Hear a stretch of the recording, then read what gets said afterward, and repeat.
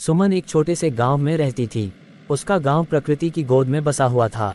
चारों तरफ हरे भरे खेत, नदी की कलकल करती धारा और पेड़ों की ठंडी छांव थी। सुमन का मन हमेशा से ही अपने गांव और यहाँ के जीवन से जुड़ा हुआ था, लेकिन उसके मन में एक अलग ही दुनिया बसती थी, सपनों की दुनिया। सुमन को बचपन से ही किताबें पढ़ने का बहुत शौक था।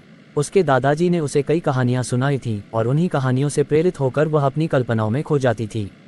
उसकी कल्पनाओं में गांव के जानवर बोलते थे, पेड़ बातें करते थे और चांद तारों की दुनिया में रहस्य भरी कहानियां होती थीं।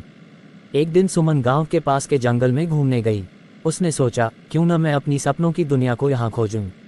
वह जंगल में गहरी चली गई, जहाँ पेड़ घने थे और सूरज की किरणें मुश्किल से ही पहुँच पाती थीं। चलते चलते उसे एक पुरानी किताब पढ़ी मिली। किताब बहुत पुरानी थी और उस पर धूल की मोटी परत जमी हुई थी। सुमन ने उसे उठाया और उसके पन्नों को पलटने लगी। किताब की भाषा अजीब थी, लेकिन सुमन को उसमें छिपा रहस्य महसूस हो रहा था। उसने ध्यान से देखा तो उसे कुछ शब्द समझ में आने लगे। उसमें लिखा था, ये किताब उन लोगों के लिए है जो अपने सपनों को हकीकत में बदलने की हिम्मत रखते हैं।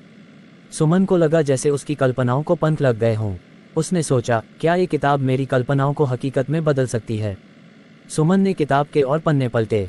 उसमें कई अनोखे मंत्र लिखे थे जिनके बारे में उसने कभी सोचा भी नहीं था। लेकिन एक पन्ना ऐसा था जिसमें लिखा था, अगर तुम इस मंत्र को पढ़ोगी तो तुम्हारे सपने सच हो जाएंगे, लेकिन इसके लिए तुम्हें अपनी सच्ची इच्छाओं को पहचानना होगा। सुमन को समझ में नहीं आ रहा था कि उसकी सच्ची इच्छा क्या है। वह बहुत देर तक उस मंत्र को देखती रही और फिर उसने अपनी आंखें बंद कर लीं। उसे अपने सपनों की दुनिया याद आई, जहां हर चीज़ जादुई थी, हर प्राणी खुश था और हर जगह शांति थी। उसने मन ही मन कहा, मेरी इच्छा है कि मेरा गांव भी ऐसा हो जहां सब खुश हों, सबके पास रहने के लिए जगह हो, खाने के लिए अन्न हो और प्यार भरा माहौल हो। सुमन ने मंत्र पढ़ा और एक तेज हवा का झोंका आया। उसने आंखें खोली तो देखा कि वह अपने गांव के बीचों बीच खड़ी थी। लेकिन गांव कुछ बदला हुआ सा लग रहा था।